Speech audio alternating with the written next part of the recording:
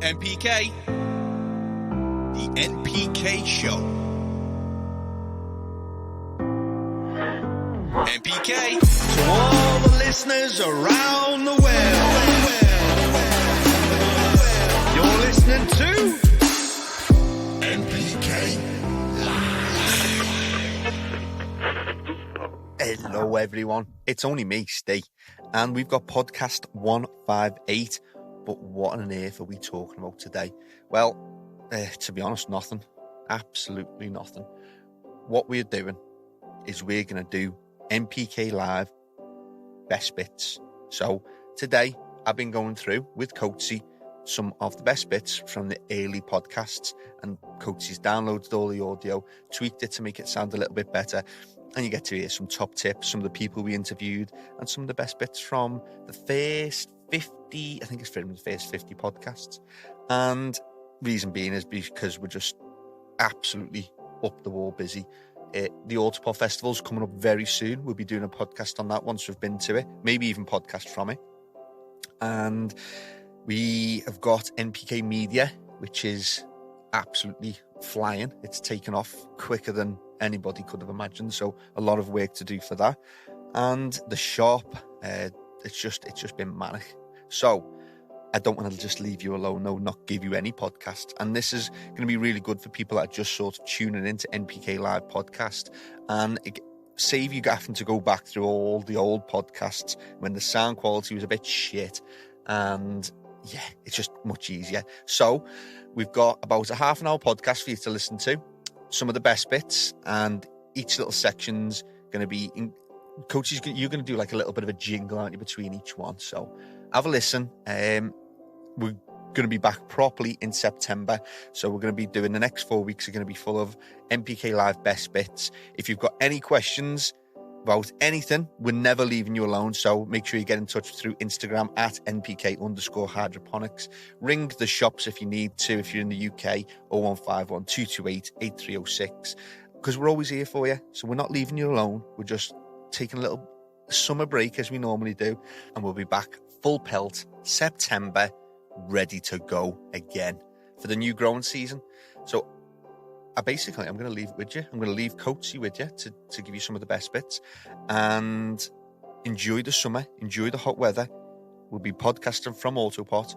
I hope you all have an amazing August, spend some time with family, and just enjoy this hot weather, because in Britain, it doesn't really last that long, does it? So making sure you're fully covered up, don't get burned, and just have a great summer. Let's listen to the podcast, and I'll be back to sign off. So see you in a bit.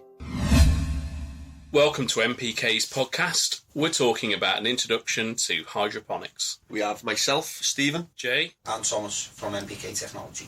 So we've decided to put together a few podcasts for you to listen to, whether you're in the gym or in the car. We're talking about an introduction to hydroponics and get you all up to speed and up to date on what it is. Next few weeks we'll have Voxy with us. Next 3 weeks talking about hydroponics, medium, and an introduction to growing, different growing method, and finally talking about your specific knowledge on tents and what's best to use. Yeah, I'll be having a chat to you about different types of tent and pros and cons of buying silver, white, different poles, different styles, different things. Also talking about some other good new products. We're talking about some biostimulants and all lots of other little stuff. Looks good. We've got some nice bits of paperwork in front of us here, some nice charge. And also, I'm going to investigate the benefits of these products and what the beneficial side to all of these products in the growth of indoor plants has. You've been testing all these products for the last 3 or 4 weeks, haven't you? Yeah. So I've got some specific knowledge as well. So everything that we're talking about has all been tested by ourselves and by our friends, so we know exactly what it's saying, what it's doing, the pros and cons. You're choking there on the water there, Foxy. I'm having a bit of a choke. Sound. So for people who don't really know and they want to find out what's hydroponics, what was your take on what is hydroponics? Oh, you're asking me? Okay. Well, it's a tough question to start off with this, Foxy. Hydroponics, in simplest terms, is growing plants without any soil. Hello guys, you're back with NPK Live and we've got the boys from AutoPot. Hello everybody, I'm Jason, I'm the owner of AutoPot. We're at the nurseries today with the guys from NPK and a few other friendly faces. And I'm Dan, I'm the Business Development Manager for AutoPot. And of course we have our trusted Thomas from NPK as well. So today we're going to talk about, we're here, as you can hear some background noise. So we're just going to let Jason tell us what's going on today, Jason. Right, this is, last year we did an open day. So all those people familiar with AutoPot, it's a watering system. So last year we did an open day for all our distributors, our stores in the UK and overseas. And it was a good success last year. Weather was fantastic, had a pig roast, big open day, walk around the greenhouse explaining how things work, different tips, all that sort of stuff. This year we've done it again. We've had 2 days, one on Thursday for the distributors and manufacturers and one today for Thai people because we're growing loads of Thai herbs and we've been selling to them all season. And also the stores here today has probably been, I'd probably say, about 150, 200 people. Quite It's a been few really good nice turnout, day. nice weather, good food, very good food. Excellent. Was spot on. Yeah, really was. Great Get them back presentation. next year. Yeah, Great very good presentation. presentation. Yeah, definitely. To be honest, it's a shame that you're having to listen to this because the weather is amazing. The greenhouses were spot on. And just the setups it was a pleasure to walk around. Thanks, what do you think? Yeah, to be honest, as you all very well know, we're big on growing and seen some really amazing plants here today, all grown in AutoPot systems, which Jason will probably explain a little bit more about in a second, but really impressed with the setup. We'll have some images on Facebook for you later on Instagram also. Yeah, cool. Well, we've been really pleased with the turnout as well. I mean, on Thursday, all of our UK distributors came down, but we also had distributors who come over from Slovenia, Holland. Yeah. They'd simply come over to see us, flown in the morning, come see us in the daytime, stayed in a hotel, then disappeared off the next day. So, yeah, it's been really, really good. Nice. And we're also on the pathway to Heathrow Airport, so that's AutoPot Airlines ready to pick up the That's people. Jason's jet. Oh, that was nice. That looked like a Concorde. Yeah, that's a bomber. That's the new NPK jet. So if you need a home delivery service, just let us know. Or if you're thinking about Parachute if you're thinking about opening up a shop, that might come over. And, tell you not to open up a shop. Heat-seeking metal house. Not really. Right, my opinion, one of the single greatest things about AutoPot is it doesn't require electricity, and in this day and age, that's a great system to be able to water your plants with no electricity, and it's a gravity-fed watering system. Yeah, no, I mean, I've been a grower, I've grown everything in my life. I do a lot of consultancy for governments around the world now. Been growing for 22, 25 years.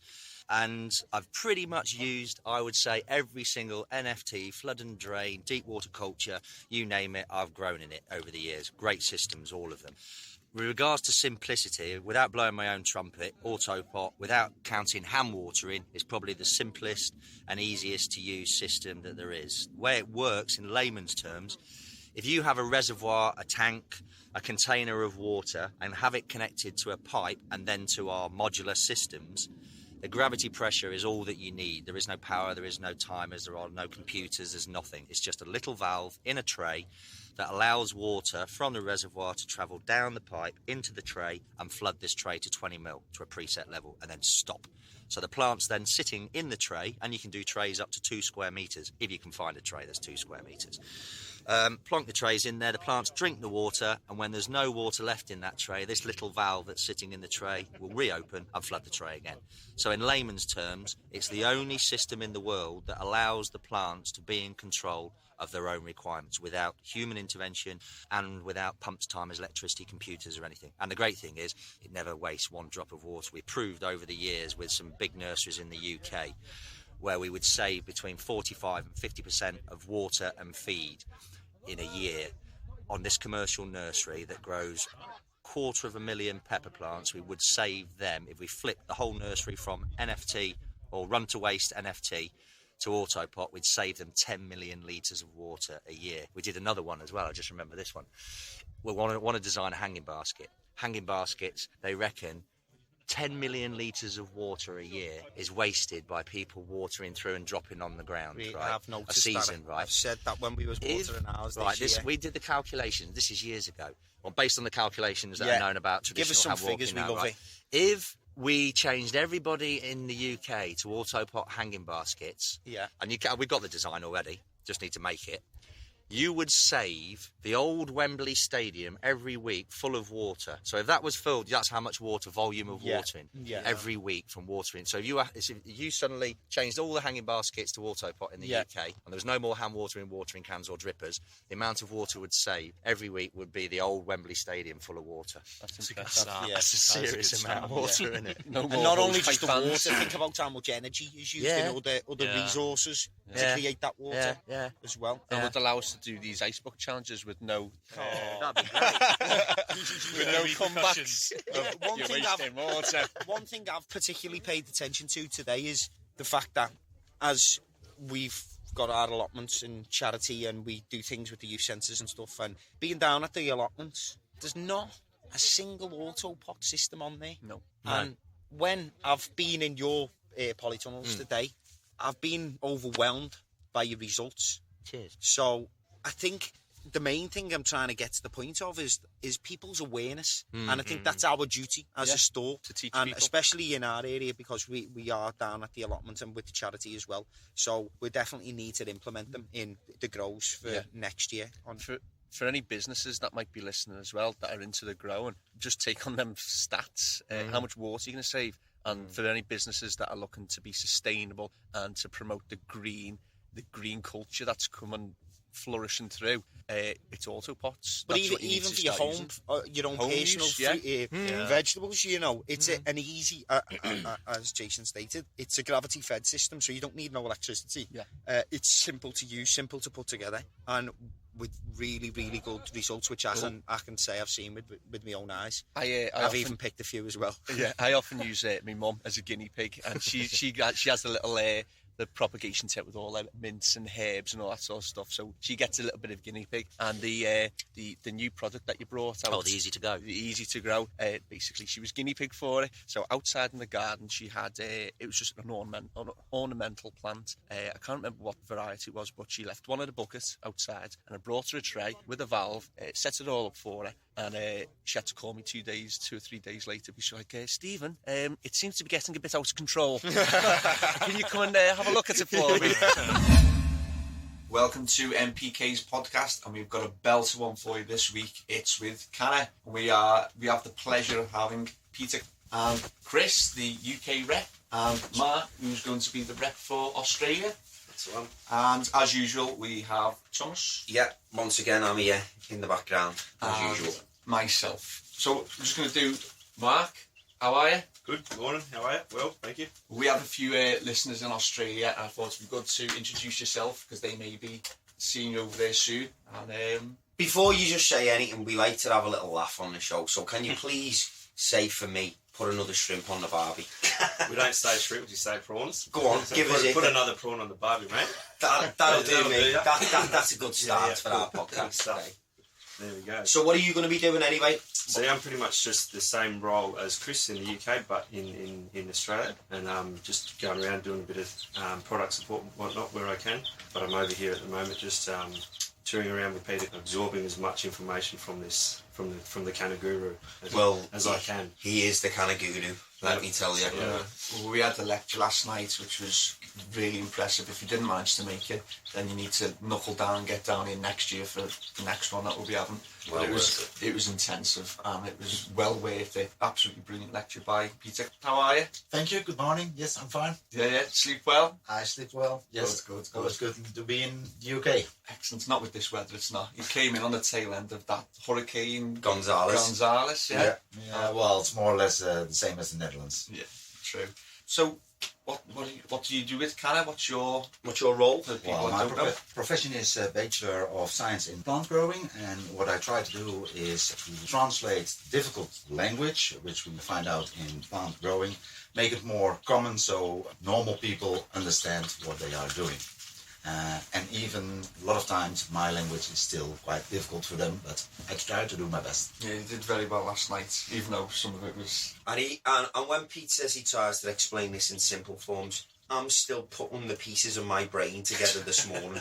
So, however, though, the information that was given out yesterday, basically, in layman's terms, just lets you realise that there's an equilibrium in a plant, and there's a lot of different steering wheels, as he continuously pointed out to us yesterday, and he named up to 10 steering wheels, different factors what are going to affect your plants, and how to balance these out. And once you have a perfect balance, you have a perfect plant and a perfect environment for your plant to live in. Absolutely. That's correct. But it was a lot more intense than that, I shall say. Mind melting. Yes, mind melting. What did we actually cover yesterday? Climate control and CO2. Yeah, climate control and CO2. I think it was we on best part of 2.5 hour lecture? Oh, yeah. Yeah, something like Bit that. more than that, wasn't it? I think we started at 7. Finished at midnight. I shocked myself when it was 11 o'clock, thinking it was around 9 o'clock. Yeah. Desperate text messages to the missus Time going, flies. didn't realise it was this time, I'll be home in a bit. But it was time flew over, like 4 hours of pure knowledge. If you had some tips for our listeners, Pete, just maybe a quick glance at what we talked about yesterday, but any top tips for our listeners out there? You know, we've got a lot of customers who, you know, they're not big scale growers. They just have a few plants, but they don't realise how much biology's involved in growing plants, and how much different things, different elements and components can alter a plant's life cycle. If we could simplify that and we could give a couple of tips out, what would you recommend, Pete? First of all, one of the topics was CO2. Yeah. And although a lot of people think it's quite hard, actually it's simple because we blow in CO2. And so as long you are in your grow room or in your neighborhood of your plants and you start talking to them, like Grandma said, it means you are blowing in CO2. And that means the plants are growing better as they normally do. So please stay as long as possible with your plants. Look what they are doing, learn from them, and in the meanwhile, you give them CO2. Welcome back, listeners. You're listening to episode 16, and I'm with Thomas, and Thomas is with Stephen? Yeah, that was a bit of a weird introduction, wasn't it? Yeah. Nearly messed that one up. Yeah, it still sounds okay. How's your weekend been? Me which? Your weekend? My weekend? How's your weekend? My weekend's been not bad.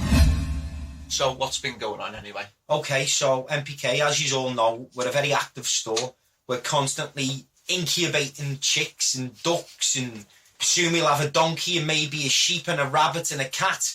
But if you get your way, we will. Oh yeah, I want a giraffe. I heard an alligator was on the horizon. Well, we did try and get. I don't know whether we was touching on the doorstep of illegality, but we did try and acquire an alligator egg. But I think there was some rules and regulations over keeping an alligator in the shop. So, but if anybody happens to have an alligator egg just lying about, we could incubate it. Just send it down to NPK and we'll reimburse you. Yeah. Okay. What I would tell you to look out for is obviously Smart Pot's not the only variant. It's not the only fabric pot out there. But what you want to be careful of is that there's going to be cheap imitations. Now, these cheap imitations may have Velcro.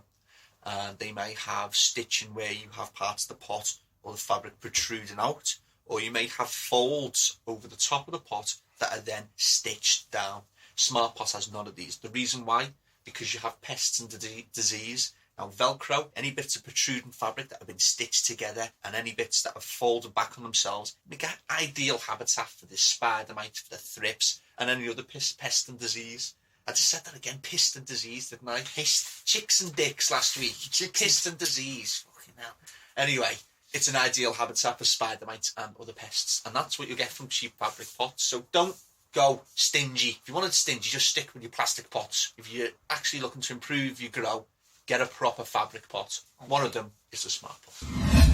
And there's a lot of research to show that if children grow their own fruit and veg, they're much more likely to eat it. Now, kids who get sprouts from the shop, very, very unlikely to want to eat them. But if they grew their plants and they grew the sprouts, and then they saw them raising from seed to the full plant, picked them off, cooked them, they're much more likely to eat it because they know where it comes from. And it's really important that parents get children growing more plants because it's a great activity. Yeah, absolutely. And hydro is good for that because kids have no patience. Soil is too slow. They don't see the difference difference, really. Yeah. They have to wait for months. Hydro, they come every morning in class, and the plant has changed. It's a little bit bigger. The roots are a little bit bigger. So they're all enthusiastic about it. Exactly. It's exactly my point as well. Don't let them get bored. Keep it snappy. Exactly. And that's exactly what hydroponics do, seeing the stages of growth very quickly. Now, just before we finish, I'd like to pick your brain for your 3 top tips for growing. What could you 3 top tips for our customers for growing in hydroponics? 3 absolute essential quality nuggets of information. Okay, well, there is one thing that is the basic for hydro, and it's really even the only one secret about hydro. It works because we oxygenate the water. So my first tip would be to always choose or design a system that is very well oxygenated and that circulates all the time. Circulation is the big secret. Oxygenation is the big secret. Yeah. All the passive system with wicks and stuff like that don't work very well. So it's really, I cannot stress it too much. Oxygenation, that's really the first one. The second one, would be the same in soil. Choose carefully the variety of plant. If one thing you can do with hydro is to really unlock all the genetic potential of a plant, but the plant cannot give you more than its genetic potential. Yeah. So the choice of your genetics of your plant is really crucial. It's very extremely important. And the third one would be not to rely too much on books, not even on mine. Look at your plant. Yeah. Don't forget. Don't listen to people. Think by yourself. Look at your plant. Try to gather a sense of when your plant is healthy. Try to gather a sense of what your plant is telling you.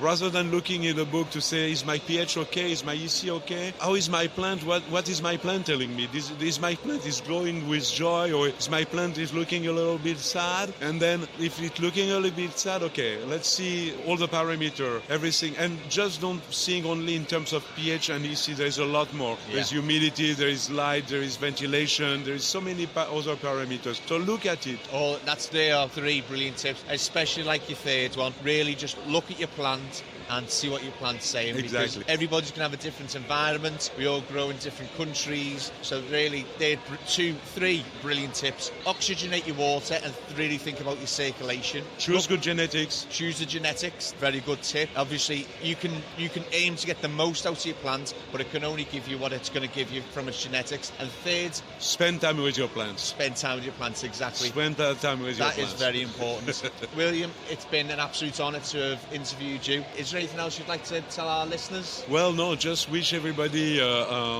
very good success in growing, and growing is very rewarding. It's a source of joy, it doesn't have to be a burden, it's got to be a joy, and if you do it joyfully, it will show in the way your plant will respond to you. And if you really need it, read a book.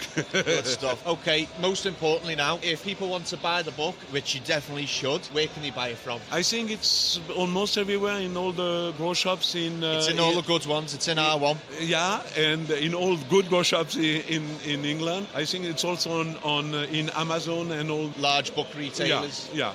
So it should not be difficult to find it. And do you have anything online? On the publisher side, Mama Edition. Yeah. Mama MAMA Edition. Okay, good stuff. You'll find Facebook or anything for people to follow? I do not. Personally, I'm too old for that. Put too much. William puts too much time into writing quality books to be messing around on Facebook. So, William, once again, thank you very much for your time. You're most welcome. That was my pleasure to be with you. Speak to you soon. Thank you. Now, with the metal halides, I'm sure all of our listeners have heard of metal halides, but there's the new ceramic metal halides. What are they about? It's a really, really, really nice lamp. I love it. It's a Philips development. Philips is one of the market leaders in making efficient ceramic metal halide lamps. A ceramic metal halide is nothing else than a metal halide. The only thing is different is the arc tube. The arc tube is made of the same material that we use for making an HPS bulb. It's a ceramic material instead of a glass material, which means it's much more stable and it uses a lot less light. So while a metal halide lamp has maybe a light maintenance over a year of about 70-65%, a ceramic metal halide has a light maintenance of about 90-94%. It's not as much as HPS still, but the light maintenance of ceramic metal halide is dramatically better than metal halide. Okay. The second difference is they're much more efficient. The new Philips 315 CDM does about 1.9 micromoles per watt. Micromoles is worth a different subject. Go on the internet and read about it. Yeah? But 1.9 is very good. That's good. HPS still does 2.1 micromoles per watt, which is a little bit better. But the spectrum of the metal halide the ceramic metal halide in this case is a lot better. Okay. Obviously, it has more blue in it, so especially for a veg, it's a great lamp. There's one disadvantage: it's only available in 315 watts, not in 1,000 watts. So any large room you would never outfit with a 315 watt lamp. For example, if I have a 3x6, in which I would use maybe 10,000 watt lamps, I would need 35 to 40 of those 315 watt lamps. You're never going to buy that many fixtures for that space. But for the small grower, for a small vegetative growth, it's a great lamp. I would totally recommend it. We do not carry it, but there are enough manufacturers to carry it. You see, I'm here to give information, exactly. not to promote my brand. That's why we love you, Theo. So 350 is a nice lamp. One disadvantage. The advantage of the new ceramic metal halide is that it is a double jacket lamp, so it's suitable for an open fixture. The fixtures are not very cheap, but I think it's worth every penny because it's a good light. It does not emit any UV, which is a good thing and a bad thing.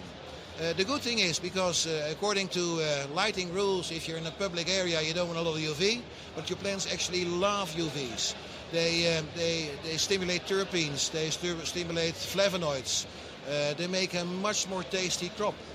Actually, they harden the plant off. They thicken the leaves, So UV, what they get outside, is actually a good thing for a plant. Neither HPS nor metal halide, if it's a good lamp, because it should be shielded for UV, nor a ceramic metal halide, which is a double jacket lamp, emits any UV. Okay. So that's something you got to keep in mind. There are alternatives, but we come to that later. Well, with 13.8 billion years of evolution, I think plants have got it sussed with what they like in terms of lighting. Now, are there any types of bulbs that replicate sunlight? What's the bulb that replicates the sunlight the best? Well, it's obvious it's a plasma light. I mean, the plasma light is based on how the sun functions, actually. It's a plasma the same as the sun. If you've never seen a plasma light, go online and see how small this lamp is. It's a sort of a tic-tac. And in this small tic-tac, there's the same reaction that you have at the sun. The plasma is formed. It's heated by sort of a microwave driver. It becomes about 6,500 degrees Kelvin. Really, really hot. The same heat as the sun. So you would think that it would be a really hot lamp. But the vortex, that little vortex, is maybe about 1 millimeter, 2 millimeters small. You can't even see it. But it emits such an intense light. And because it's what we call a molecular light, it's not an atomic light. Which means, for example, sodium has a specific frequency. It's a yellow light, completely yellow. If you put it under pressure, the spectrum widens. But this light, it works like the sun. It gives a full spectrum because it works on the radiant heat of molecules instead of atoms. So everything from UVC, which we shield actually, to far red is emitted in about the same proportions as the sun.